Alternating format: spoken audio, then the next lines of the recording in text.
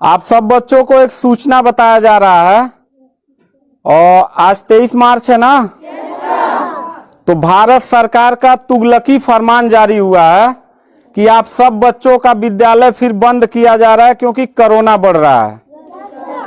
शांत रहिए कि आपका विद्यालय आज से 31 मार्च तक विद्यालय बंद रहेगा, ठीक है।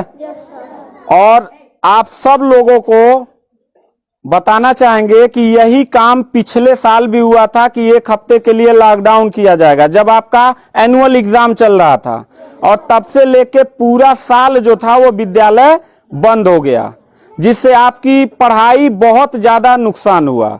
और इस साल जब विद्यालय खुला, आपने किताब कॉपी अपना सारा व्यवस्था कर लिया, तब हमारे तुगलकी फरमान जो हमारे सरकार हैं वो अब आदेश कर दिए कि अब फिर जो है कि ये विद्यालय फिर बंद होगा।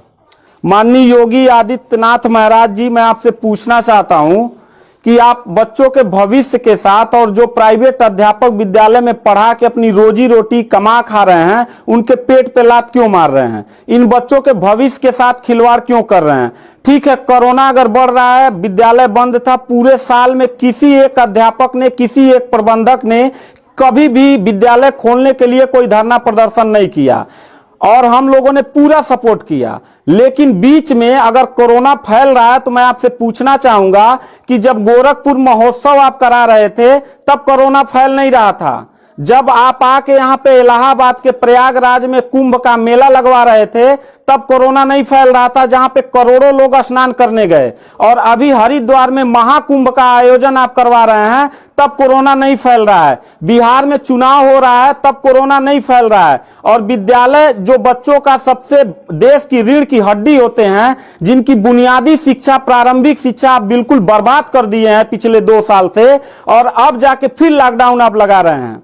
तो आपसे पूछना चाहेंगे कि बच्चों के भविष्य के साथ आप मैच क्यों खेल रहे हैं? ये जितने भी बच्चे हैं, अगर 1 मार्च आप 1 अप्रैल बोले हैं, 1 अप्रैल तक अगर विद्यालय नहीं खुला तो इन सारे बच्चों को लेके मैं रोड पे बैठ जाऊंगा। ये मैं आपको खुला चैलेंज कर रहा हूं, क्योंकि बात सिर्फ मेरे तक का नहीं है, इन सारे बच्चों का भविष्य है। और इन सारे बच्चों का भविष्य आप लोग अंधकार में डाल रहे हैं। आप लोग खुद नहीं चाहते हैं कि देश का बच्चा पढ़े, पढ़ के कुछ लायक बने। आप लोग अपना, जब रैली निकालना रहेगा, चुनाव रहेगा, तो कोरोना आपके पास नहीं रहता है। और जब आपको लगेगा कि आपके विपक्ष में लोग खड़े हो रहे हैं तो आप कोरोना का ड्रामा करा के विद्यालय को सबसे पहले आप बर्बाद कर रहे हैं। आप बताइए, विद्यालय में, आप गोरखपुर जिले में 193 लोगों ने अपने विद्यालय की मान्यता निरस्त करा लिया। जानते हैं क्यों? महंत योगी आदित्यनाथ जी, क्योंकि वो लीज पे चलाते थे और उनका भाड़ा हुआ करता था 40,000 45,000 रुपया मंथली हुआ करता था। वो भाड़ा न चुकाने के वजह से, चूंकि मालिक को भाड़ा चाहिए, उन लोगों ने अपनी मान्यता निरस्त करा दिया। और सरकारी जो स्कूल है उनकी हालत तो पहले से मतलब खस्ता हो चुकी है। तो ऐसे कंडीशन में गार्जियन करे तो क्या करे, और हम अध्यापक करे तो क्या करें? ये जितने भी 16-17 स्टाफ हैं, इन सब लोगों की रोजी रोटी चलती है इन बच्चों के और इस विद्यालय के संस्था से। आप लोग हमारे पेट पे प्रहार कर रहे हैं, हम लोगों के व्यवसाय से प्रहार कर रहे हैं। अगर आपको लग रहा है कोरोना है, ठीक है, विद्यालय बंद कर दीजिए, तो आप ये भी अपनी नियत को साफ करिए कि कुंभ का जो मेला, महाकुंभ का लगवाने वाले हैं, उसको भी कैंसिल कर दीजिए। और जो गोरखपुर महोत्सव और गोरखनाथ का मेला लगवा के आप ड्रामा करवा रहे हैं, वो भी बंद करवाइए। यानी आप खुद नियम का पहले फॉलो करिए, हम लोग नियम को फॉलो करने के लिए तैयार हैं। अगर लास्ट में जाते जाते यही कहेंगे, इन बच्चों को, चेहरों को देखिए, इनके माता पिता ने सारे बच्चों का, किनका मोबाइल बज रहा है, साइलेंट कर लीजिएगा सर। इन सब बच्चों के माता पिता ने, बच्चों कितने लोगों ने आप किताब कॉपी अपना सारा कंप्लीट कर लिए हो? पता है, एक एक बच्चों की किताब कॉपी 2-2 हजार रुपए की आती है। आप फिर लॉकडाउन लगा दिए, इनकी पूरी पढ़ाई बर्बाद हो गई। अब यानी आपने 1 हफ्ते का लगाया है, आपकी नीयत पे तो मुझे 100% विश्वास है ही नहीं है कि आप करोगे क्या। आप पूरे साल पढ़ाई बर्बाद करोगे। हाथ नीचे करिए। अब ये बच्चे करेंगे क्या? किताब लेकिन इनके गार्जियन करेंगे क्या? हम लोगों ने पूरा कोऑपरेट किया सरकार को। जितना दिन लॉकडाउन लगा था उतना दिन का मैंने पूरे सभी विद्यालय के लोगों ने शुल्क माफ कर दिया, क्योंकि गार्जियन के ऊपर कोई लोड ना पड़े। हम लोगों ने टीचरों को पेमेंट नहीं किया, क्योंकि हम लोगों ने जब फीस नहीं लिया तो पेमेंट कहां से करें। हम लोगों ने पूरा सरकार का साथ दिया, जितना हो सकता था सब लोगों ने साथ दिया।